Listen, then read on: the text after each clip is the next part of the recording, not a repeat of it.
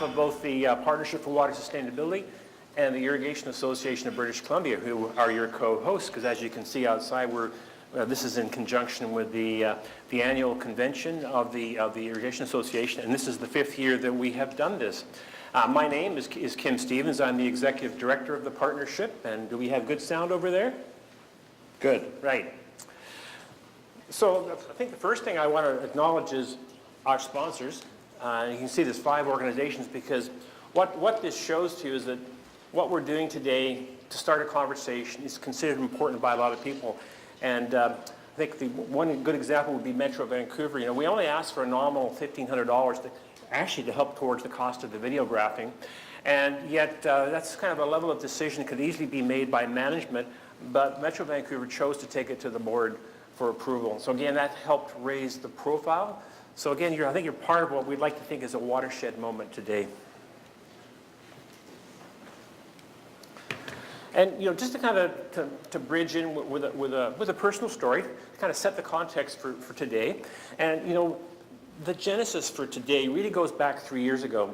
And so in terms of the role that the partnership plays as bringing together different levels of government, in 2014 we had what we called the Interregional Collaboration Series with the 5 regions and everybody hosting a day. And so with the Nanaimo region, they said to us, we want to do something different, because it was important to them in terms of their watershed planning that they wanted to be able to reach out to the 3 First Nations in the Nanaimo region. And we did something a little bit different. We went to the Nanoose band, we went to the banks of the Englishman River, and they brought out a couple of elders, and we stood around on the banks of the Englishman River, and the elders expressed their view on water. And that was an epiphany for everybody who was there. It just changed our thinking because of just the setting and kind of that spiritual side that they brought to us. And so on that date, we knew we had to start doing something differently, but how to do it? How would we take that first step in terms of, from a water management perspective, a water-centric perspective, how could we achieve this the word we now use, thanks to Michael Blackstock, is interweaving of our Western science and Indigenous knowledge.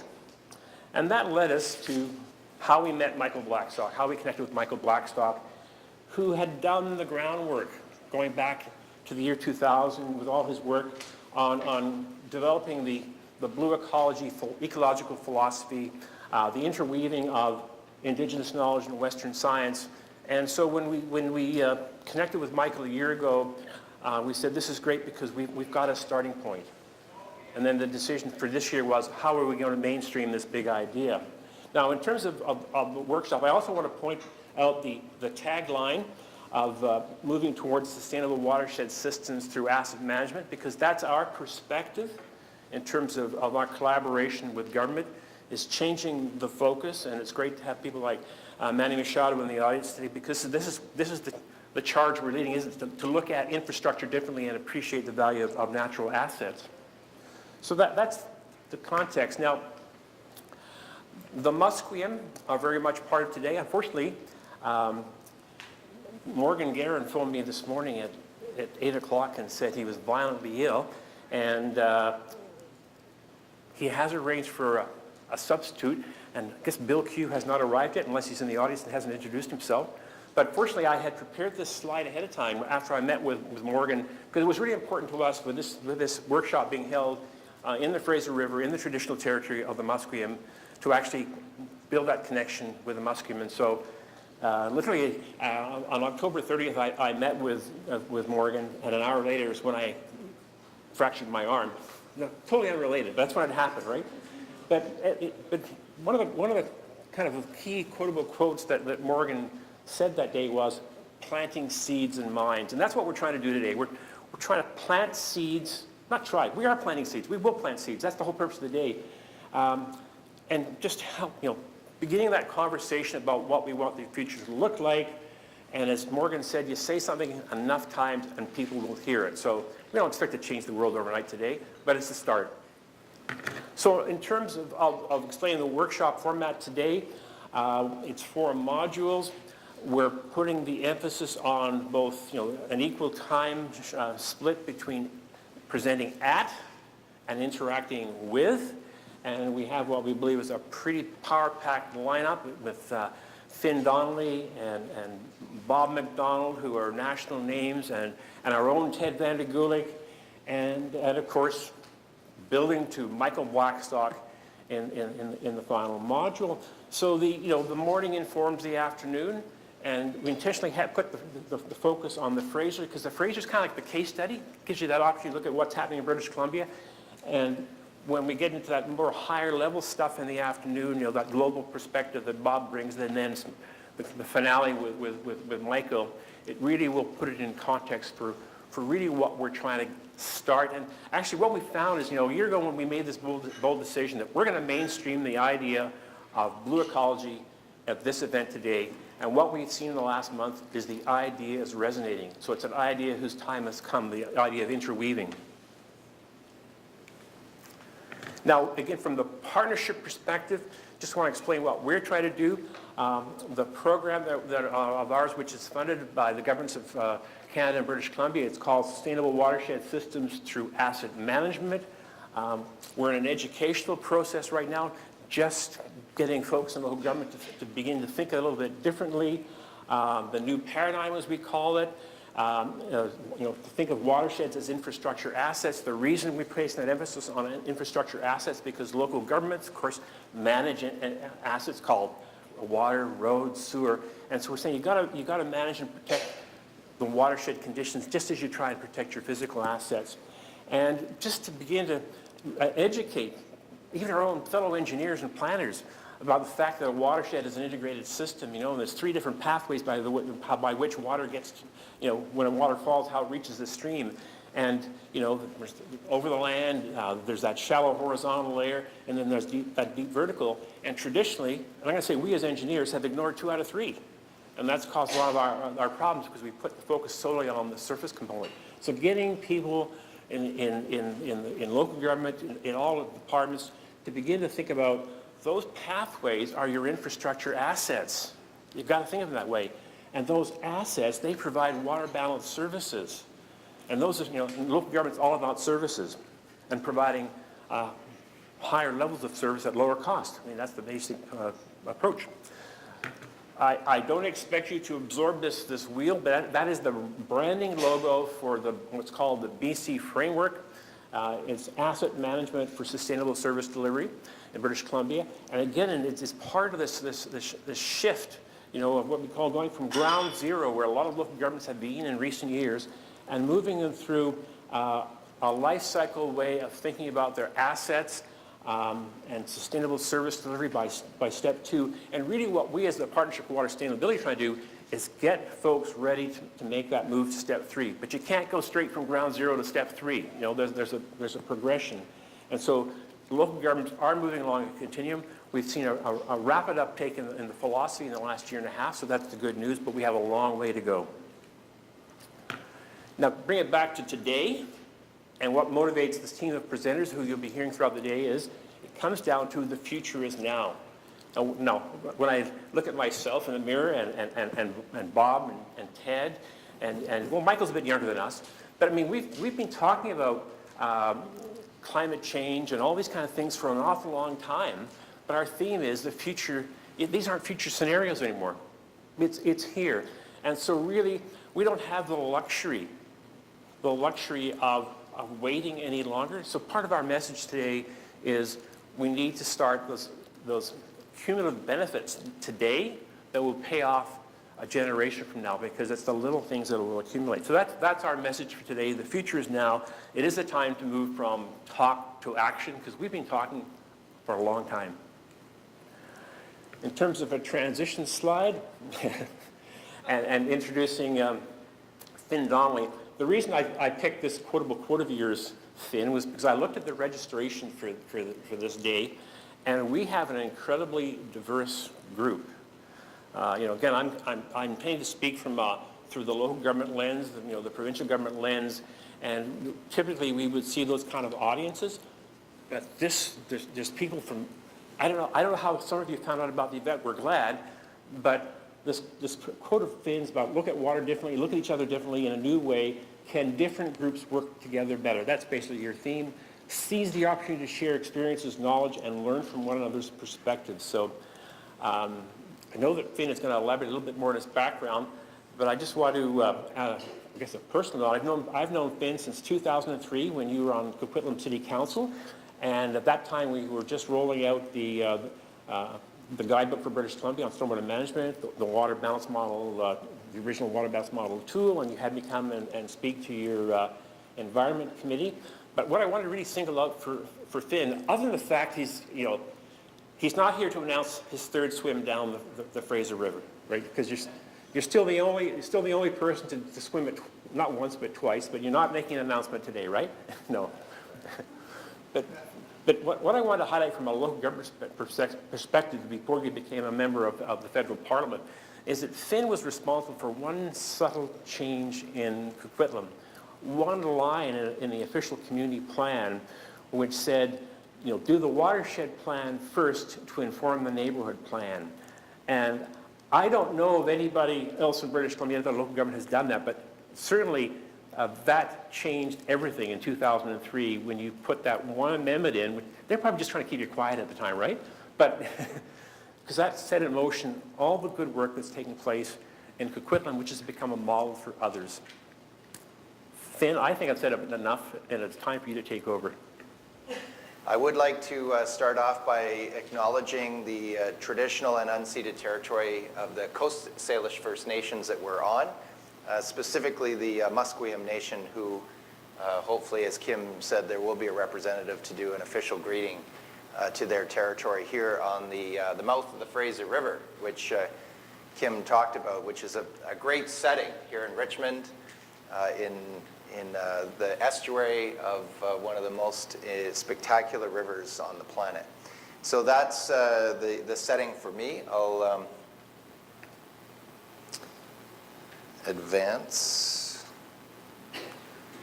The title of my presentation, Connect the Drops, is, as Kim mentioned, it's connecting the drops in terms of doing things differently, new perspectives, taking advantage of the incredible assets we have in this room, in our communities along the river, within the province, within the country, and around the world. So looking at water in a different way, and I think Michael's theme, Blue Ecology, is really is what I think a lot of our presentations this morning and this afternoon are leading to. So just a little bit to add to Kim's introduction. I'm a Member of Parliament for Port Moody Coquitlam. I've been an MP for 8 years. Before that, I was a city councillor in Coquitlam, and I'll talk about that a little bit in the presentation. I also am the founder and chair of the Rivershed Society of BC, which is a part of the presentation as well. But the one that I wanted to highlight is, in keeping with the theme, the blue ecology of different perspectives working together, Western science and traditional knowledge coming together, is in 1997 I was bestowed an amazing honor of the name E.M. Yoyos, which means strong swimmer in the animal world. And that's the orca. And the reason the elders gave me that name is that if orca are plentiful, it means the salmon they feed on are plentiful. So they gave me that responsibility to ensure that the salmon are plentiful. So that's the work that I've been doing for a couple of decades now. And I think it fits in with this presentation today. So I wanted to highlight that. So I think I'm going to just mention some very basic concepts, and some that I know I'm hoping almost all of you realize are critical, but I would say that it's outside this room that we still have the challenge of some of these basic concepts, like nature, as society, and our economy depend on healthy watersheds. So it's a very basic thing, but I still find that people don't know what a watershed is. So I think that's what we are facing. Even though everyone on the planet lives in a watershed, they need water. All animals need water. It's a critical element. So I wanted to start off with very, very basic to make sure that we're okay, and I think Paul's going to help me out here with showing a video, but explaining what a watershed is. So a height of land draining into a common system of waters, creeks, streams, and rivers, and including the groundwater and the rain and snow. So this little video is about a minute long, and we'll give you a little perspective. What is a watershed? Is it a shed that holds water? Nah, try again. A watershed is all of the land that drains into the same location or body of water. People tend to think only of water bodies such as rivers, lakes, and wetlands as being part of their watershed. However, any land, whether it is park, farm, forest, school parking lot, and even the soil we build our homes on is also included. Think of a watershed as a funnel, collecting all the water within a specific area and draining into the nearest body of water. Drop by drop, water is channeled into soil, groundwater, creeks and streams, making its way to larger rivers and eventually the ocean. Everyone in the world lives in a watershed. Watersheds know no political borders, whether local, national, or international. Our environment, our economy, and our society all depend on a healthy watershed.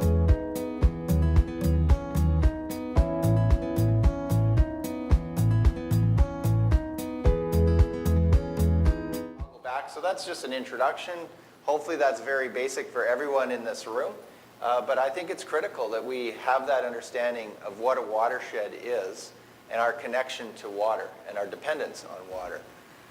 So I'm going to get into a little bit of what we call slightly different types of watersheds in our organization, the Rivershed Society. And as Kim put in the, some of the promotional material to this conference, what's a watershed, what's a rivershed, what's the difference? So I want to spend a few seconds talking about that. So we look at a watershed being the highest order of watershed, being a river basin. Not a larger watershed than a river basin. And then we call the rivers that feed into a river basin, those river tributaries, riversheds. And then the creeks that feed into those rivers, those riversheds, creek sheds. So essentially those are the three levels of watersheds. They're all watersheds. Watershed is the generic term, like stream is a generic term. But watershed, well, I'll go to, I'll drill down into what we think is why we call a rivershed what we call it. But starting off, if you take that perspective of river basins, this is a shot of, it's hard to see, but you have the river basins of Canada here. And so you can see the Mackenzie, one of the largest, huge river basin draining up to the Arctic. You have the Fraser, the Columbia, Yukon draining into the Pacific. And you have a number of other river basins, St. Lawrence, the Nelson, and other river basins that make up Canada. Now, just focusing on British Columbia, since that's what we're here today to look at, we've taken a look at the river basins in the province. So you can see here's that portion of the Mackenzie that was huge, but this is the northeast portion of the province. The Fraser River Basin, which is the largest intact river basin in the province. And there's the Yukon up there. You have the Taku, the Stikine, the Nass, the Skeena, and then the Columbia down here. Now hopefully we're not offending anyone on coastal or Vancouver Island when we haven't mapped out those river basins, because those rivers flow right into the ocean. So we haven't included them as major river basins. I mean, we would probably call them riversheds at the scale that they're at, given that the size of these rivers are on the river basin level. So that's the hydrology of the province. And then moving into the Fraser, which we started to tackle back in 1995, this gets a little more detailed about what a rivershed is. So we mapped out all the river tributaries to the Fraser, and we found that there were 32 main river tributaries. And then we broke them into regions because the Fraser is, the size of the United Kingdom. It's a large area and a quarter of the province. It's a fantastic, rich, diverse area made up of, just looking at the hydrology, incredibly different hydrological areas. So we have mapped in 6 regions, and the regions are really socioeconomic in nature, not necessarily hydrological, even though they are based on hydrology. They're all within all the riversheds are within a region, are mainly to do with how people talk to each other. So, for instance, when in the Fraser headwaters, I think this is 13 different riversheds, but most of these folks talk to each other from Prince George to Dunster and Tejon in the Robson Valley. So that's essentially why we went with that as a region. There's one anomaly, this rivershed, which is on the west side of the Fraser, but it doesn't drain into the Nechako, and the Nechako is just a huge area. There's 2 exceptions to this, the Fraser River Basin, which is the Nechako, which is one huge rivershed, and the Thompson, and they are so large that they are regions, sub-regions in and of themselves. All the rest are somewhat smaller and fit into regions. So this is where it gets a little more complicated, certainly to folks outside this room about how water flows, but certainly within government, this is nothing new. We've been looking at how we manage forests, how we look at mines, how we operate agriculture, ranching, industrial development. Water is critically important. So this is partly what we've been doing for educational purposes, but it also makes sense for land use planning. And I'll get to that in a bit. Now, this one just shows the riversheds, so the 32 riversheds. And it's a very busy slide, but you get the idea that the Fraser is incredibly diverse. And I'm just, and this is all available on our website as well, so if you're interested in going back and looking at these in more detail, we can encourage you to do that. So this is my busiest text slide, but I wanted to refer to why we use the term rivershed. I'm just going to read this. The term rivershed is gaining currency as one of the basic concepts of a sustainable society. So that's our focus, is really shifting to what a sustainable society is. Synonymous with watershed, the term is more place specific. So people understand when you talk about a specific river, the Coquitlam River, well, I'll get into that in a second. And it steers the attention to a river in a particular geographical location and all activities and phenomena related to that area. When a sense of place is organized around a river rather than a town or city, it encourages a mental shift from human settlement to the larger interconnected natural environment. So that's at least what we're hoping with the Rivershed Society, and I think it's what Michael's going to be talking about later today as well. So just to go back to an image, this is a similar graphic, but shows, if you think about rivershed in a different way, I just took 6 examples of riversheds in one from each region of the Fraser. So in the Fraser headwaters, the Goat Rivershed, the Nechako I talked about. Below that is the Quesnel Rivershed in the Caribou-Chilcotin region. The Thompson Rivershed, I mentioned that as well, with the north and south, the huge river system. And then the Seton Rivershed comes in around Lillooet in the Fraser Canyon, so the canyon section. And then the Coquitlam Rivershed is just one in the lower Fraser, which includes the estuary. There's also two things that I didn't talk about that are what we would call white areas in the Fraser River Basin. One that we're in right now, which is the estuary. And then there's another portion that isn't necessarily directly in a rivershed, which is the corridor. So there's the Fraser corridor, which are just little creeks that go directly into the main river stem of the Fraser as well. And those are critically important areas. Certainly the estuary is a very, very critical area of the Fraser in the mouth of the river. But you can take pretty much any rivershed.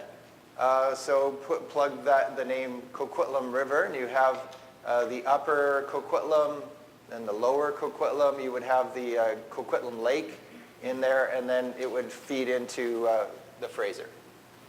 So that's very typical of many riversheds feeding into the Fraser River, and you can use that model or thinking for almost any type of watershed on the planet. Okay, so just getting to watershed types and getting specific, again, as a summary on the Fraser. So the Fraser River Basin, one of 8 river basins in British Columbia, 32 river tributaries, and then there's hundreds of creek sheds within those river sheds. Now, the reason that we have spent some time on this is you have organizations that are at the provincial level or the basin level. So provincial government is a good example. Fraser Basin Council, good example at the basin level. And then there's the rivershed level. And there's many watershed groups in British Columbia. They're at that level. Fraser Headwaters Alliance, the Quesnel River Watershed Alliance, the Brunette River Basin Task Group, the Rivershed Society of BC. So we're really at that scale. And then there's creek shed groups, many part of the stream keepers, who do specific work on specific streams, a lot of restoration.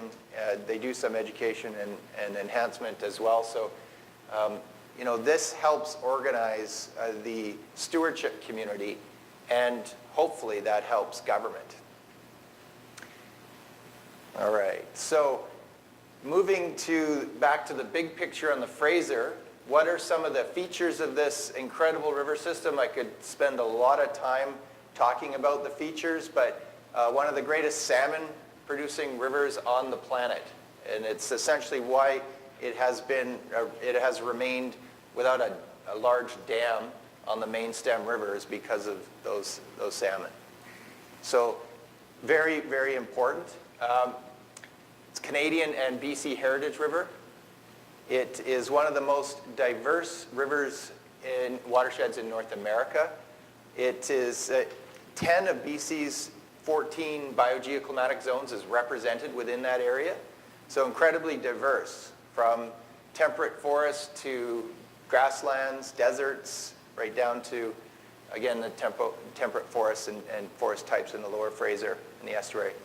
2/3 of British Columbians live in this area, so it's a huge population, and a lot of the economy is generated in British Columbia within the Fraser River Basin. So significant from environmental, economic, and social, cultural perspectives. And, I didn't even touch on the incredible history of the First Nations along this river system.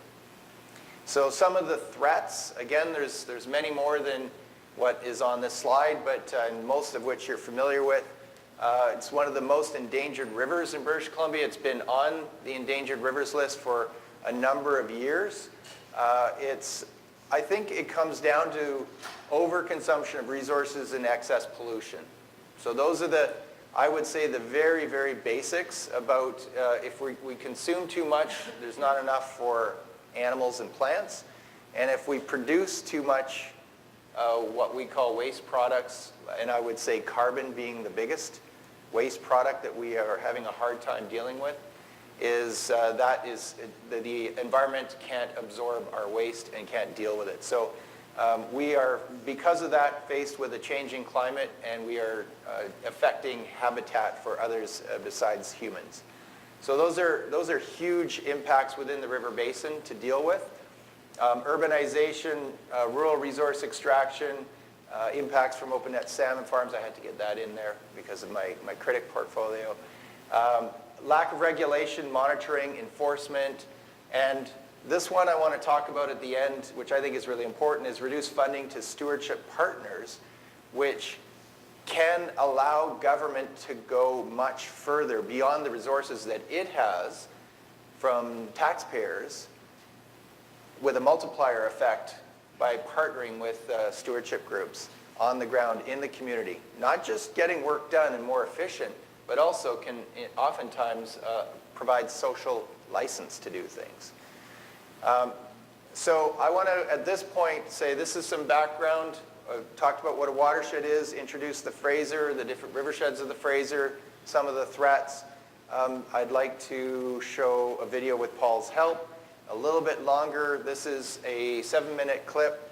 It comes from the Great Canadian River series, and it's a 30-minute focus on the Fraser. I've just taken a 7-minute excerpt. It focuses on the Fraser around Hell's Gate, gives you some background, and introduces this little swim that I did down the river in 1995. And just to set it up, it was a 3-week swim back in 1995. Started at the headwaters of the Fraser, which I'm sure everybody knows where that is. I didn't know where it was when I first started. Up in Mount Robson, and finished right down here in Richmond on BC Rivers Day. So this one, it was the hardest thing I've ever done in my life. Started off in 6 degrees Celsius water, and when I finished, I had lost 23 pounds and was raring to go. But this will give you a little overview of some of the history.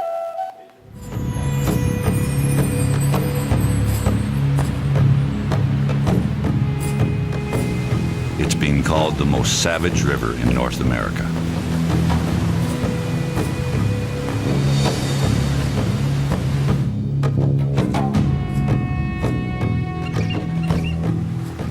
Arcing its way across British Columbia, the river roars down from the mountains to the sea. But its importance is perhaps best defined by one word: salmon. The Fraser River is the largest salmon-producing system in the world.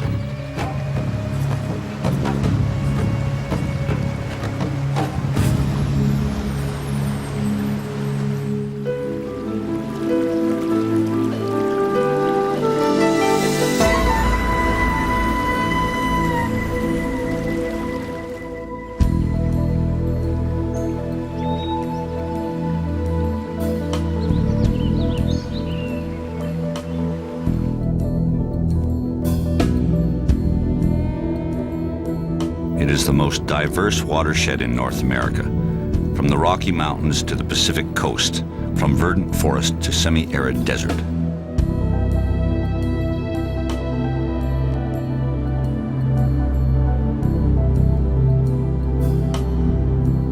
The Fraser River flows for 1,368 kilometers from source to sea.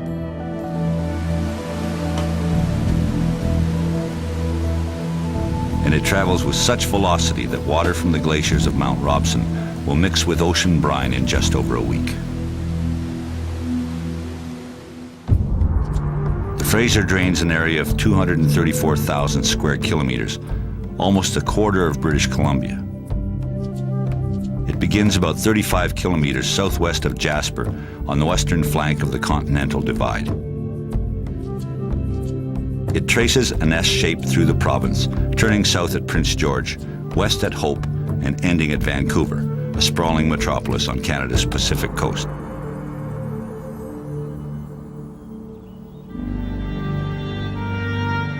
It's hard to imagine that this mighty river begins in such a tiny trickle of a stream 2,100 meters up in the heart of the Rocky Mountains. As it rushes down out of the mountains, it drops 2/3 of its elevation in the first 150 kilometers. Propelled by gravity and fueled by the merging waters of its tributaries, the Fraser quickly gathers strength.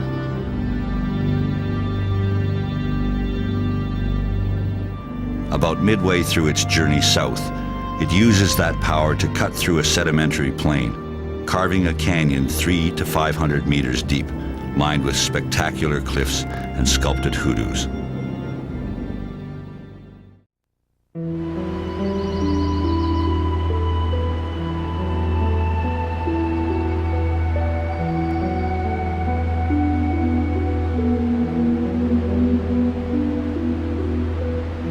For 38 kilometers, from Boston Bar to Yale, granite walls squeeze the Fraser River into an increasingly narrow channel. It's called Hell's Gate.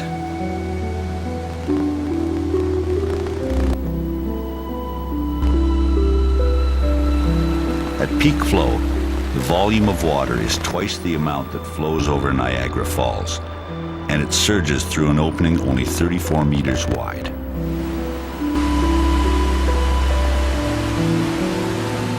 The vertical walls of Hell's Gate presented a formidable challenge for the CPR, but a railroad was the price of admission for British Columbia to join Canada. Construction began in the spring of 1880. Sternwheelers steamed their way as far upriver as they could and established a base of operations at Yale. Thousands of workers flooded the area. It took 4 years and cost many lives, but the Canadian Pacific Railroad conquered the canyon.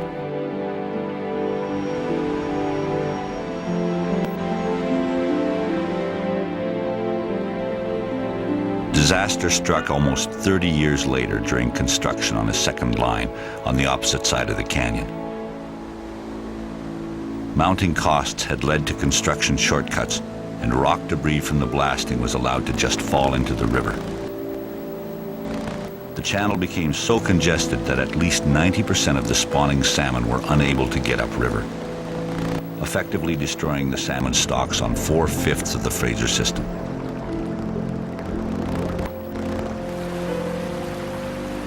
A few were saved by natives who lifted the fish over the debris in their dip nets. Fishways were built in 1946. These concrete mazes gave the fish a helping hand by reducing the current from 32 kilometers an hour to 5.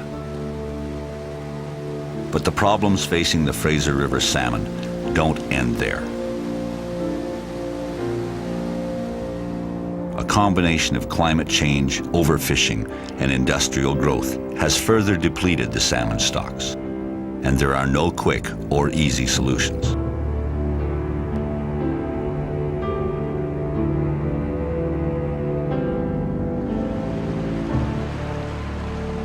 The plight of the salmon first inspired swimmer Finn Donnelly back in 1990. I actually got started swimming environmental marathon swims in 1990 across Georgia Strait, which is the home of the salmon, and thought in 1995 that I wanted to work on the birthplace of the salmon. I think some people understand the dependency on the Fraser and the importance of the river system. I think often in the urban centers that understanding, that relationship is lost, and that's one of the reasons I'm doing this swim, is to encourage a reconnection with river systems, because they're actually good indicators of health of a region. Donnelly swam the length of the Fraser, all 1,368 kilometers in 1995. 5 years later, he did it again. I've had a range of experiences, from being extremely scared and nervous to feeling almost at home or at one with the river, in a sense that I'm working along with it. His support crew scans the water for dangerous currents and rapids and helps set up the community events that give meaning and context to his marathon. We work with schools and stewardship groups and local government and First Nations, and we bring them together in community settings, and we talk about the issues, and we encourage sustainable alternatives for the new millennium.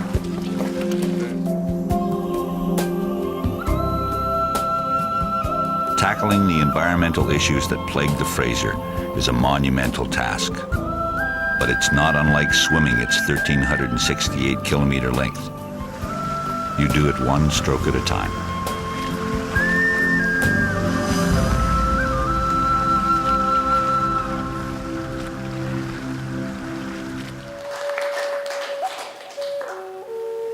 Great, thank you. And that one was probably the hardest thing I've ever done in my life, but it also changed the trajectory of my life. And that's the next part here I want to start talking about, which is founding the Rivershed Society of BC.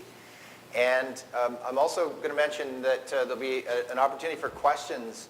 I've got a few more slides, and then I think we have built in some time for questions. So keep that in mind.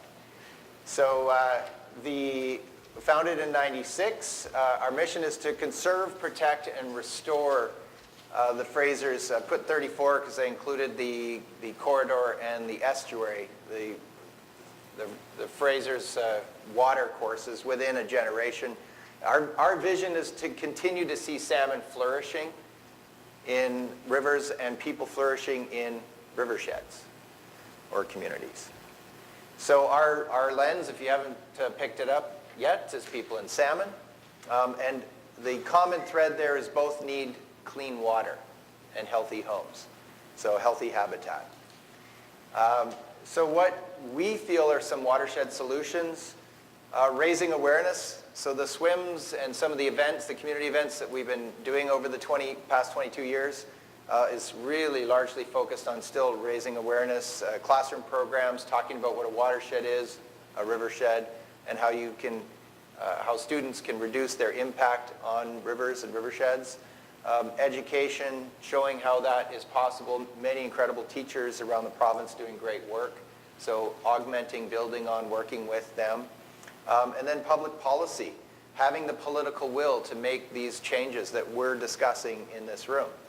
I have to say, back when I finished the Fraser River swim in '95, the Premier at the time was very interested in having me connect to some of the classrooms in British Columbia under a new program that they were launching called the Urban Salmon Habitat Program.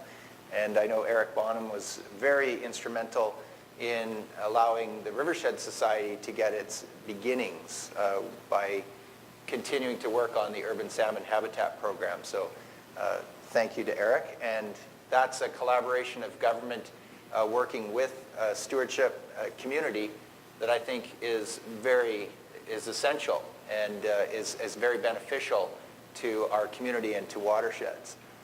And then, of course, best practices. So industry, business need to demonstrate best practices, good land and water management, which is critical. And we're partnering with the Irrigation Society or the Irrigation Association in this conference. So that kind of collaboration is also incredibly needed and important. So getting a little bit into the rivershed and what we're focused on, we've adopted this new term that we're using, which is a health approach, looking at applying watershed CPR. So we're going after that health theme that, the riversheds or the watersheds need CPR. We need to apply CPR to get it back to good health. But for us, that means conservation, protection, and restoration. So the conservation largely focuses on education, awareness, public policy. The protection is also on what areas that we allow to be developed and what areas that aren't, that we say are too significant or important for biodiversity, for plant or animal life to maintain that biodiversity. And then there's areas, down in the lower Fraser, for instance, but many other places as well, where they've been damaged so severely, we need to look at restoration. We need to restore those watersheds. So that's, for us, the CPR model. So in terms of one of the conservation under the sea part, we've been connecting with communities over the last half a dozen years with an event called Fraser Fest. And the Fest part is also on the sustainability side. So it's food, energy, shelter, and transportation is what we're eventually working around the Fest. So Fraser Fest encourages people to connect with watersheds, their watershed. So we are getting them out canoeing in big canoes, biking, walking, swimming. We had a swimmer last summer. And in different ways connecting with their watershed and also very much with native and non-native. So we, at the end of the day of activities in the watershed, have a feast, often with salmon, and the First Nations hosting. So that's the model that we've been using to connect people to their watersheds, to increase the understanding of the watersheds, and then encouraging CPR and highlighting watershed leadership, because there's, in the different regions of the Fraser, there's tons of different groups doing incredible work. I know Louise Towell is here from Stream of Dreams, and they've been doing amazing work for 20 years. That's just one organization of a plethora of groups that many of you know of in different communities, in different regions of the Fraser. So it's, I think, really important to highlight that work where we can. We've also been doing a leadership program since 2002, so 2 years after my second swim of the Fraser, created a leadership program. We've had 100 graduates go through the program since 2002. We have a goal to put a leader in every rivershed of the Fraser, so that's our focus, is to build stewardship capacity within those riversheds through this program.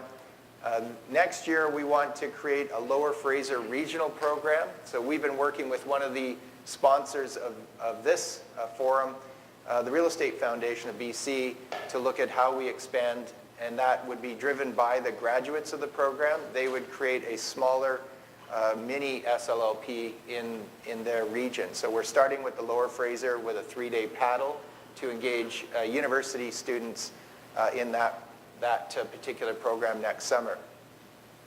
And then in 2019, we're hoping to have our graduates create a regional chapter in the Fraser Canyon.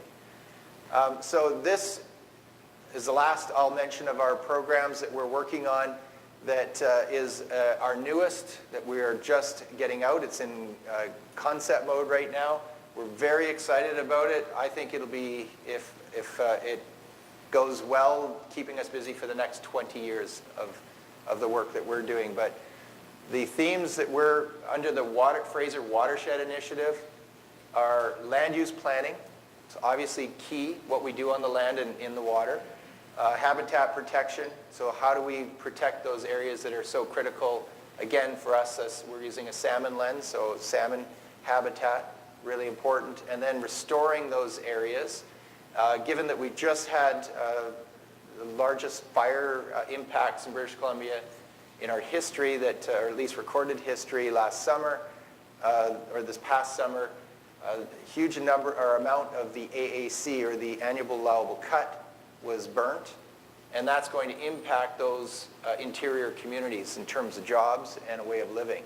It's also going to impact the hydrology of those watersheds, and so while it's a hugely damaging event that's happened, it's also an opportunity in terms of how we respond. So we're hoping to engage the federal, provincial, local, First Nation governments to come together in terms of a restoration plan to look at that area and other watersheds within the Fraser. Ideally bringing in a watershed guardians program, or guardians. They exist on the coast and many other places around the country. So they were successful at raising funds to bring in the federal budget, to bring in guardians in a more systemic way. So we're hoping through the next round of funding that there could be some focus on the Fraser watershed in terms of guardians. And so many of this is not possible without partnership. Obviously, the Rivershed, we're a small nonprofit organization. We need to connect with other partners to do the delivery of much of this work. And then again, connecting corridors is just connecting with areas that have already been working on outside of the river basin and connecting those large habitat areas. Some of the threats to work on, obviously climate change. It's an overarching issue. We're not getting that right in many areas. Many departments federally are failing. They recognize that in terms of resilience and adaptation. So working on climate change is going to be incredibly important. As Kim has said, the future is now, and we're seeing those impacts now. Cumulative impacts. We know that it's more than one or two or three. It's a multitude of stressors impacting our water and our watersheds. So cumulative impacts, incredibly important. We're losing species, so endangered species, and there's hopefully a federal, there's a willingness to tackle under SARA how we recover those species or adapt.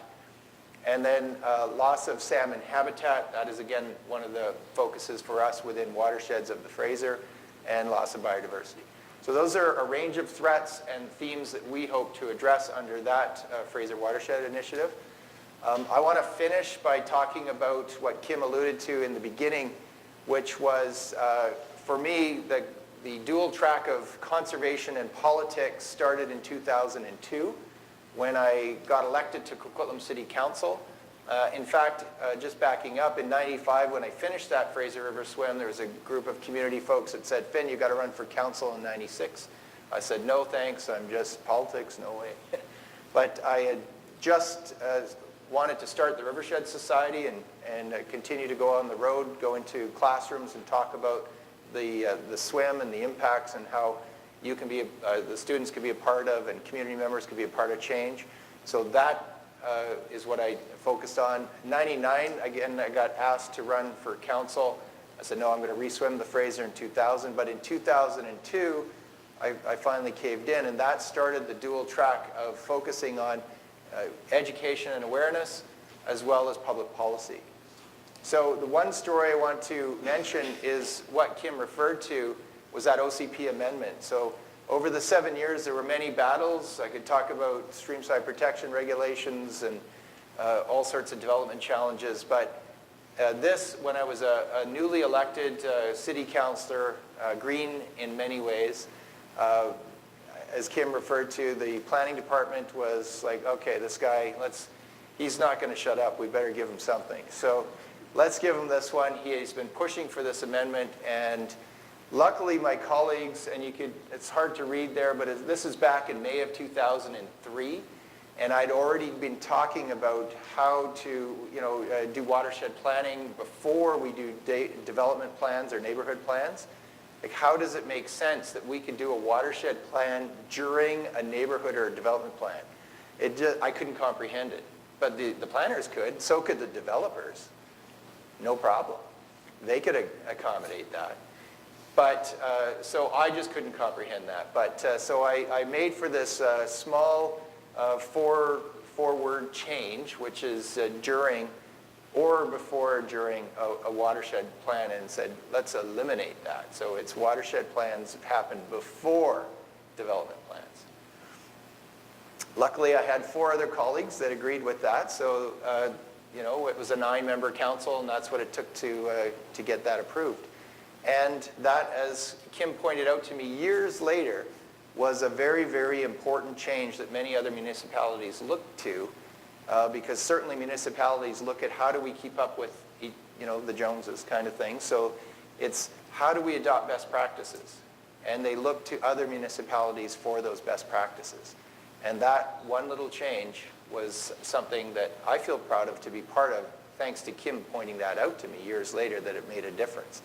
So you never know where the next watershed solution will come from in your community or in our communities. So we have to be open and aware, looking for those partnerships, those different perspectives, encouraging others to get into public policy, to do the needed work.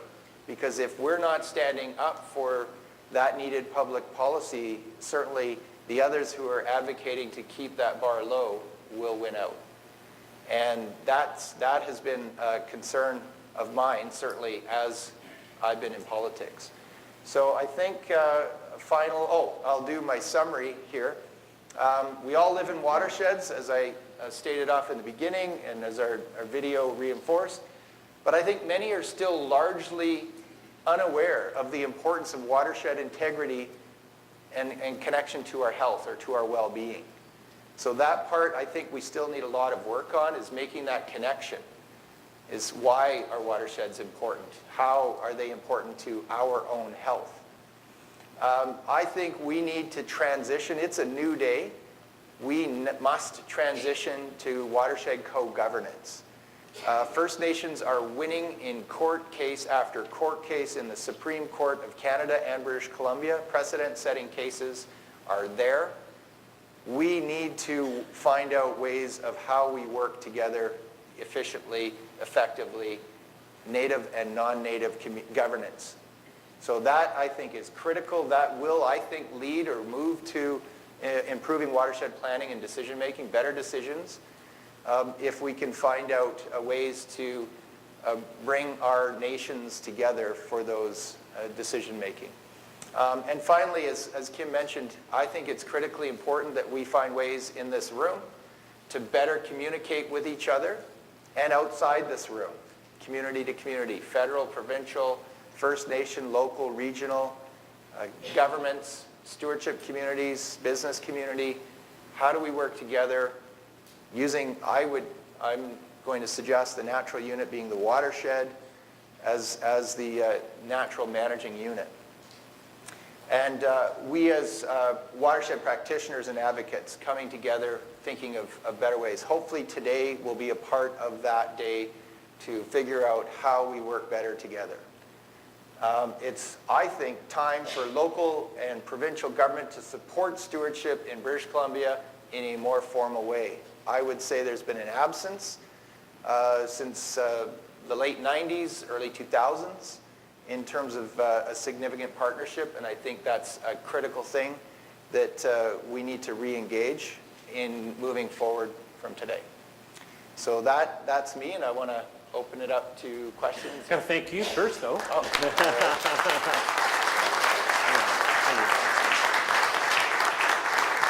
Just to provide a bit more context for you, because Finn did tell me he had to get permission to be absent from the House of Commons today, which shows, that I actually had to explain the importance of the event. But I'm not being facetious when I say the importance of today, because we've had a lot of reaction, a lot of communication from people outside of British Columbia. And I just wanted to identify the fact that in our registrations, we do have some people who are from out of province. So I'm wondering whether Jennifer Boyer of the City of Ottawa, where is Jennifer? Hi, Jennifer. Because, now I know where you are. We'll come back to you. Diane Fish of Kitsap County. And back there. Thank you, Diane. And James Peters of Showerpot. There, okay, so, okay. All the way from Palm Beach, Florida. From Florida, that's right. And we do have a few people who are actually from well beyond the Metro Vancouver region. So Michelle Sam is from the East Kootenays. Yes, Ackerman, which is near which center? Is it Cranbrook? Or? If you want to center Cranbrook, yes. Okay, close. Okay, so just okay.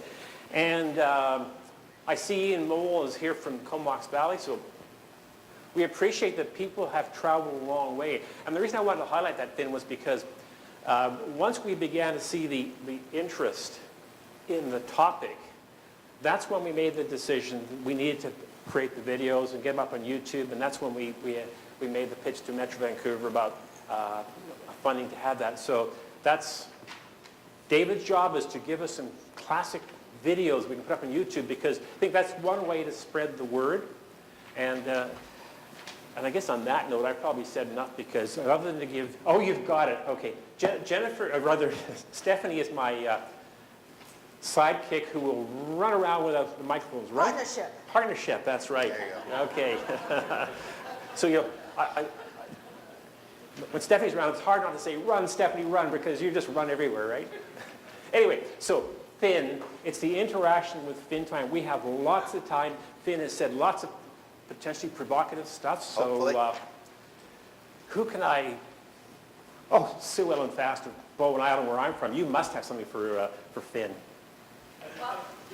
We need to have you on the mic. Oh, yeah. Or we can For the- pick it up on the thing. For the video. Okay, thank you, Kim, for putting me on the spot. Well, you knew it was going to happen, didn't you? My question is related to the OCP amendment, the 4 little words that were taken out. I'm always looking for this. I'm on the municipality of Bowen Island, and I'm looking for ways that we can just jump over some of the steps that you might think you'd have to go step by step. Is that still what your advice would be? Would be to look at to the OCP? I think you can look in many different ways. The OCP just happened to be, the official community plan happened to be being discussed around that time, and it was a large document, and it jumped out at me as something that didn't make sense from my perspective, from a water first perspective. And so I was able to convince my colleagues, so we had enough political capital to make that change. Staff recognize that, and staff are pretty astute. They can count as well. And that's what you have to do. If you don't have the political capital, it's almost impossible to jump ahead. If you do, it's possible, but as well, remember your staff or the bureaucracy is what I would say the most critical thing in the governance of an organization. So they're going to be tasked with and directed to carry out those changes. So if you're too far ahead, it's going to be problematic. But generally, if you have a well-educated community, the community is going to be pushing for leadership to follow and then for staff to execute. So I think you have to look for those opportunities wherever you can, whether it's an official community process or a particular document, or if you feel brave, make your own motion. Or work with a councillor or the mayor, or if it's a school trustee, whatever the level of governance, a chief or a band councillor to propose the legislation. But it's really important, I think, to have staff on side. Just a really quick tangent on that, where I was also in 2005, so a couple of years after that, was the regional director for Coquitlam to Metro Vancouver. And one of the things I feel proud of is that I brought forward a motion to look at adopting a zero waste goal in the region. Now at the time, Johnny Carline was the CAO, or the manager, the city manager, or the regional manager, and he pulled me aside and he said, "Donnelly, what are you trying to do with this?" And I realized he pulled in the senior engineers and sat me down and really was trying to figure out where I was going with this. And I knew I was being interviewed. And if I didn't give the right answer, this could mean the end of the zero waste goal motion, or it could continue. Luckily, we had a very good conversation. He used a lot of sports analogies. We talked about stretch goals. So he felt comfortable enough that I wasn't going to be adamant that it had to be this or that. And that's what he was looking for, was a willingness to be flexible, a willingness to work with staff. And so, in fact, when we went back to committee, they essentially gave it their blessing and allowed it to move forward to committee stage, which is often a big deal. Because if it gets to committee, it's generally going to get adopted unless something really goes sideways. And at the committee stage, we argued and discussed and thought, well, the zero waste goal, it's just too final. I don't know if we can get to 100% diversion. We're just over 50% diversion in this region. That seems, and I even had some engineers say to me, "Finn, it's impossible. We can never do that." And I just thought, okay. But we need to work at it. And so it was a city councillor from North Van who was a realtor, and he said, "What about make it a challenge?" And that really changed the direction of that motion. So as it then went from the zero waste goal to the zero waste challenge, and that allowed enough for folks like me who was looking at San Francisco, who was working towards 100%, and wanted to move aggressively forward because, look, we're producing way too much waste in this region. And that, that satisfied the others, and including the engineers.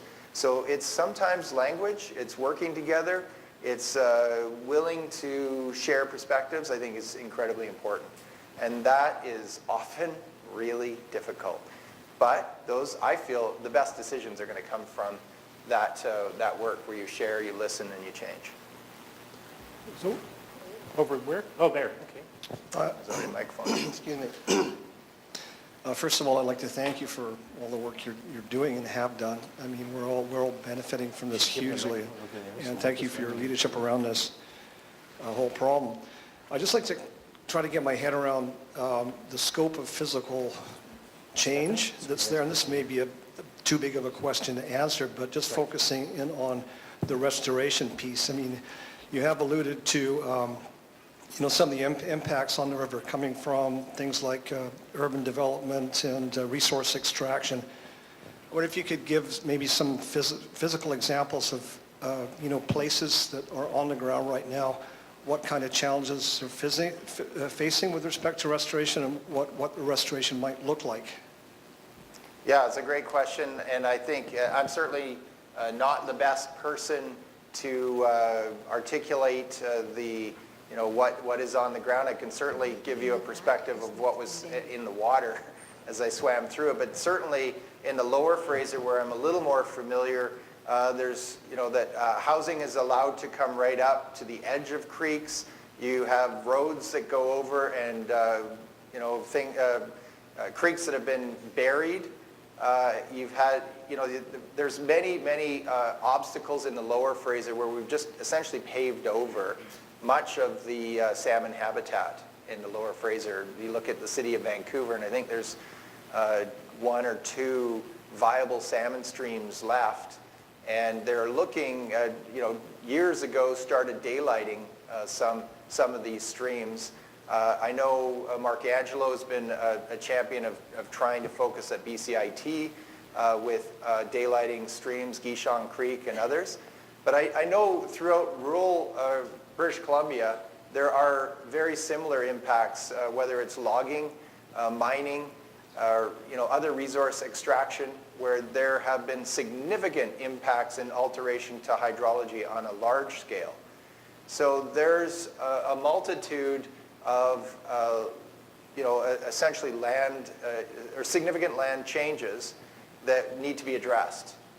And what I'm hoping we can do is bring some federal interest in addressing the restoration in Canada, in British Columbia, and combine that with the province, the new government we have in the province of BC, and tackle restoration, whether it's large or small. And there have been benefits when you've restored sites.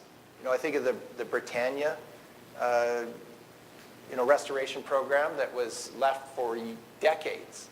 And then once the attention was turned, the government focused and put funding towards that, and the remediation work that happened, there's already been some benefits, ecological benefits coming just from that restoration work. So if we apply, and that's in Howe Sound, but if we apply that same thinking to the entire river basin, Fraser River Basin, I think we can generate significant gains and employ First Nations, other community members, industry in tackling a problem that is much needed and going forward, ideally with a new way of a new perspective, a new way of thinking. So that's where I think it's really important, is to combine the restoration with conservation and protection. And that's the land use planning, land and water use planning. Thank you. That was a very good segue to the question I would like to ask. My name is Vanessa Scott, and I've also come down from the Comox Valley on Vancouver Island. And we are having a lot of water issues there. My interest is specifically in communicating and getting effective communications out to the broader public to create that political will. In the Comox Valley, we've just entered our 10th boil water advisory since the fall of 2014. And this has created a space where the public is very curious about what to do. Now, the trajectory that we've been put on is that we need to build a $111 million water filtration plant. However, the source is quite good. And I'm wondering if you have any input for us as we look at the trajectory between either building hard infrastructure that's going to have life cycle costs, operations, maintenance, and all of this, versus potentially restoring our watershed so that the lake, Comox Lake itself, can function as that treatment plant. So it seems to me, I'm just curious about, we've heard about the economic benefits of healthy river systems, but I wonder about the cost savings, because increasingly across BC we're at this crossroads where the costs to society are going to keep increasing too, because we can't deliver what the public service requires. So what about the cost savings, I guess, of properly stewarding and restoring our river systems? Thank you. I think you just answered the question, which is very, very well and articulate. And that, however, I think what would need to happen is a dialogue in the community to decide. And so you've mentioned in your excellent question, providing, I think, some solution forward, is if your community, if you're at a level that you can push for that and articulate the kind of cost savings from doing that kind of work, I think you can gain some political momentum behind that, which is really important to do. Now, sometimes it's the right setting and it's the right context, it's the right time, and often you're ahead of your time. And that's unfortunate. So timing is everything, but you never know. And it's certainly if you can try things a new way in a different time as well. So, you know, I think you've got to find those the right actors, the people that can animate those problems and those solutions in a way that resonates with the residents, the businesses, and leadership in the area. So they go, I get it. And if they get it, then there's a willingness to be creative and find those solutions, which you've articulated. And there's many examples around North America. I mean, you look at New York and what happened there. That's a great example to just say, well, look, we can build hard infrastructure. It's going to cost. Here's what it's roughly going to cost. Or we could look at doing a different investment. And there are spin-off benefits for doing a natural restoration program. So, you know, I'm not saying one's right and one's wrong. I'm just saying one's different and one there might be an appetite for. Obviously, I have a perspective. I have an interest. I'd like to see our planet restored in a natural way. And I'd love to see our, future generations enjoy what we've enjoyed. But just because I think that doesn't matter on the island. It matters to those living in that watershed, living in that area. So I think you've got to find the people, the right ingredients who are going to, find you the right solution that you're looking for. Yeah. Finn, over here. Yeah, hi, it's Lynn Turborg. I'm inspired by your leadership and sustainability in the watersheds. My take is that I like the CPR, but I feel that the estuary is really the heart pump, and we are going into cardiac arrest. We have got a problem with clogged veins and arteries, and that lifeblood of salmon is going both ways. It's venous and arterial. And unless we protect and do that heart in the estuary with the zooplankton and everything else that's intertwined, the sturgeon, those are indicators, the health of the basin. But getting back to my question is the political interpretation and overlayer. We had a very, very well-documented public outcry in 2013 when the Fraser River Estuary Management Plan Office was closed, and the port reluctantly and pulled in said it would volunteer to do a temporary oversight of the cumulative effects of development in the Burrard Inlet.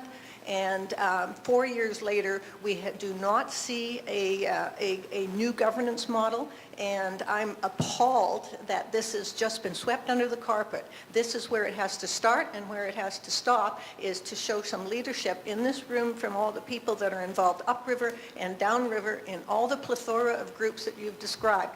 Where is the federal, provincial, environmental accountability? We cannot leave it to a port, an economic engine, to drive the lifeblood of this river. Great. I 100% agree with both your major points there. The estuary is critical of any river system on the planet.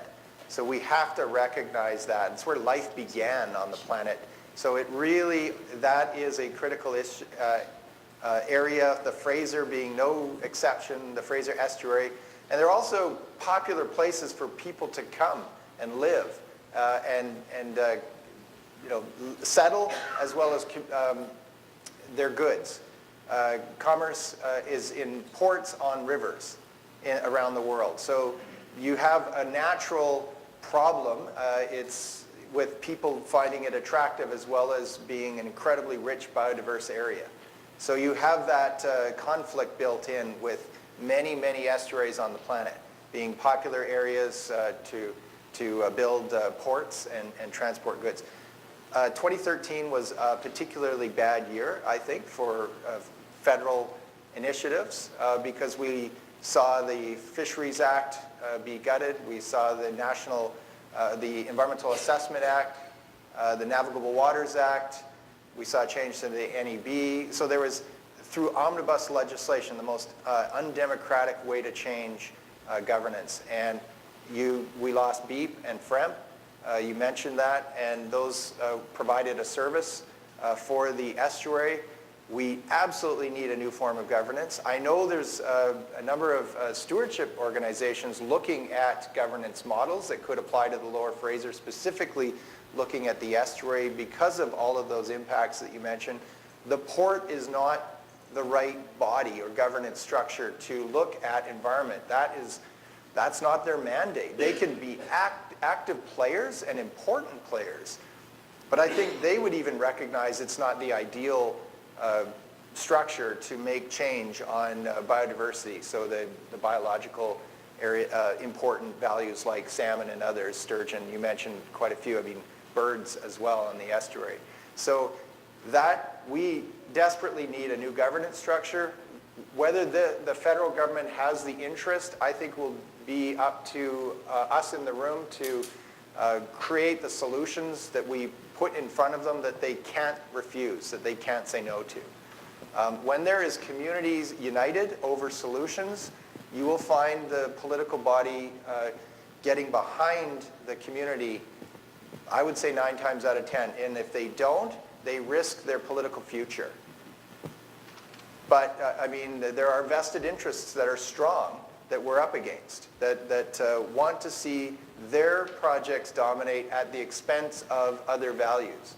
So that's what we're competing against. That's what we need to work smarter and to come together and do together, united. Finn?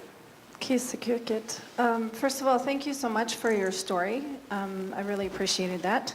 I really appreciate the focus on governance. So in my day job, I actually have a role of governance research policy coordinator for my band. I'm the only one in Canada I've found so far that isn't in lands and resources.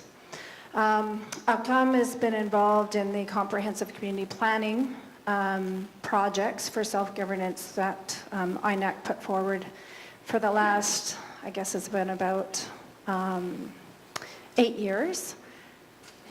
It's lands-based. So this year in 2017, we finally actually articulated that we have a water agenda. We finally articulated and went back to our creation story that actually states that human beings came out of the water monster. When I came into this position, I started to think about why. Why has it taken us this long to actually get back to our traditional knowledge? And part of that was looking at the Truth and Reconciliation Commission calls to action.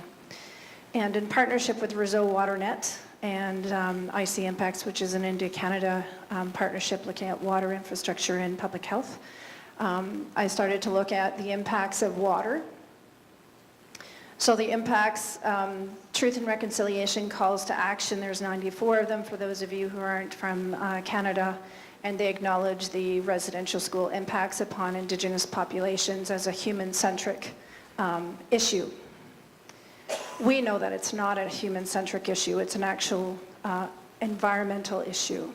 What we recognized was that the human beings were going through impacts from residential school, and at the same time, so were the waters.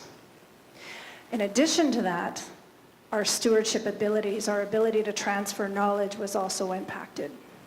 So we're kind of going full circle now. I've been asking at various different levels about who in communities are doing their water agendas. Our infrastructures are broken. Our drinking water issues are well documented across Canada in terms of reserve populations, and those are just like the dramatic versions, but we never meet criteria because the set points are so incredibly bizarre. And one of the issues that I've come across is that people don't actually get to have the conversation about water because it's not on the treaty table, it's not on the land use planning, it's not in the land code or in land claims, because our water rights and licenses were given up when we had been put on reserves. So my question, in my long-winded way, is what's the plan for engagement? What is the thinking around engagement, and how much are you willing to invest in actually refitting or perhaps revitalizing water stewardship for Indigenous populations in general? Yeah, great question. I think it's absolutely fundamental. That's why I emphasize co-governance. And I think if you avoid that, if communities avoid working with their nations, they do it at their peril. I think to slow down or to certainly not get full effective watershed decisions. So we're certainly, as a local organization, completely vested in finding those partnerships to develop the way forward.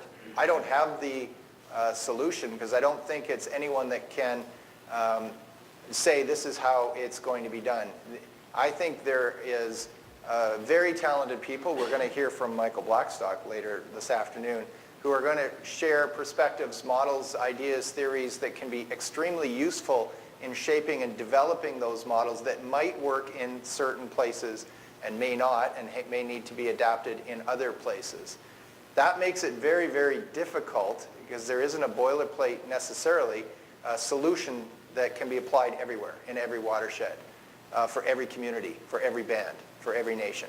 So, there are some fundamentals that can be absolutely useful, and I think there needs to be that commitment to recognize, to listen, to slow down, to hear from everyone where their perspectives are coming from.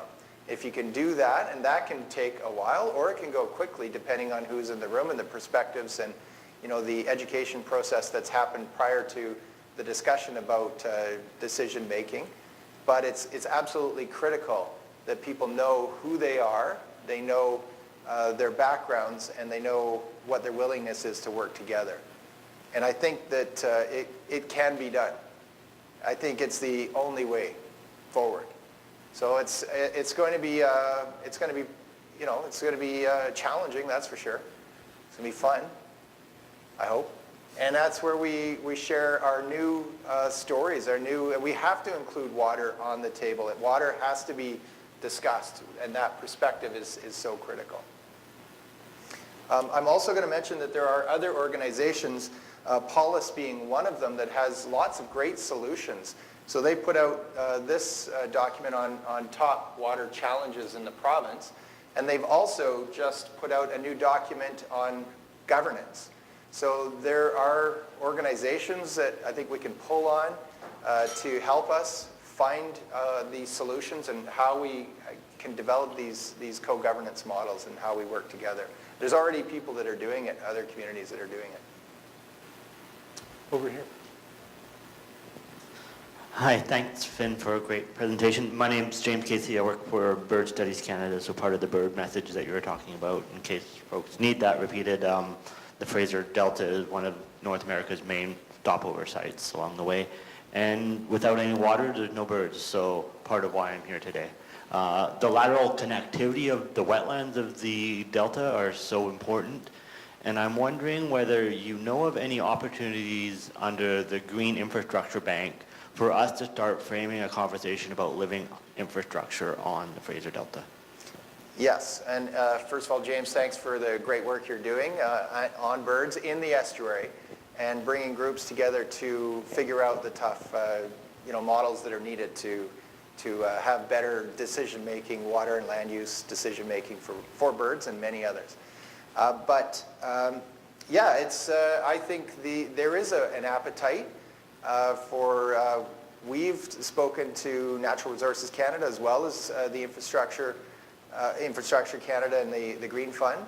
So there's absolutely a willingness to look at certainly what we're proposing, which is a basin scale approach to many of the issues I identified, including restoration. So I think the time is now to go and make your presentation. I think it's it needs to be coordinated, and but I think there's a willingness. I referenced the Environment Commissioner who's pointed out to several of the departments federally, which is what I'm most familiar with, that they're failing. They're not making the grade on resilience, on building for climate impacted communities. So that is an area, I think, where the federal departments are open, and there is a willingness to look at how do we work with the provinces, the First Nations, municipalities in a new way, and the stewardship community as well.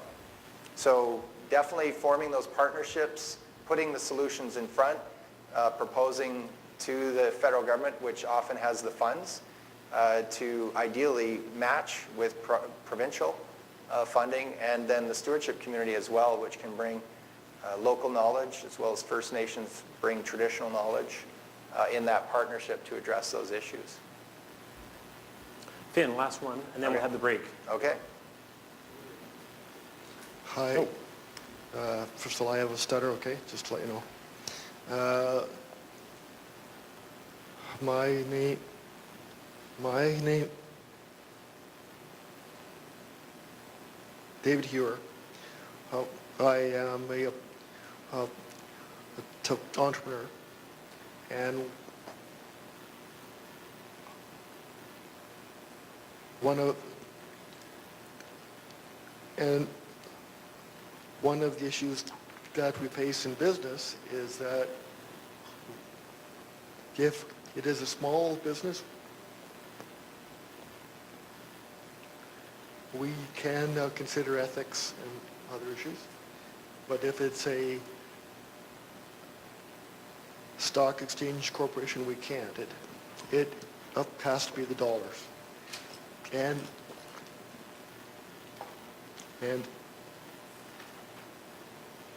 the government corporations as well. Is Parliament examining altering the legal responsibilities of corporations so they have to consider more than the bottom line? Great question. I think I'm not aware necessarily of any government bills, certainly or private members' bills that are being proposed to do things in that way differently. Other countries are. We look to New Zealand and others that have looked at giving rights to a river. And I think that's time that we look at that in Canada. And that would definitely be, I know David Boyd has been advancing that concept here in British Columbia in Canada. And that's something I think we should look at. And it's a provocative way to, again, change perspective. Because I think you're absolutely right. It's, businesses will operate under the legal framework that exists, governments as well. This is the legal framework that exists. This is the mandate. This is my mandate as a department head or, provincial, local, regional. They often know their jurisdiction. They know where they can and can't operate. Critically important. So if that doesn't exist, the legal framework doesn't exist, we need to look at how do we change that. And I know that change takes a long time. So there's ways to make change legally, and there's ways to make change within communities. And often you can be, if there is the political will, you can find that solution much quicker. But again, it comes to having the community behind you and asking or forcing, or the business community, others as well, looking for those water-centric changes. So I don't know if that answers it, but... On that note, thank you, Finn. I can't clap, but everybody else, please do it.